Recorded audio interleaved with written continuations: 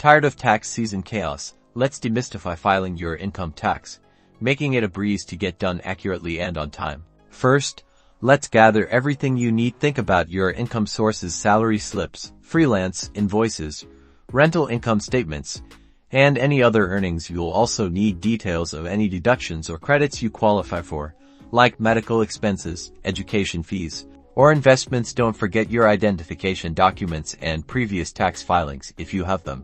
Next, choose your filing method. You can use the official government tax portal, which often provides free online filing, or opt for tax preparation software that guides you step by step. Some individuals prefer to hire a tax professional for expert assistance, especially if their financial situation is complex. Now, for the actual filing, carefully enter your information into the chosen platform. Double-check every field, from your personal details and income figures to your deductions and credits. Accuracy is key to avoiding delays or penalties. Once everything is filled out, review your entire return one last time. If there's tax due, make the payment electronically. If you're due a refund, ensure all your banking information is correct. Finally, submit your return before the deadline. You'll typically receive a confirmation after submission.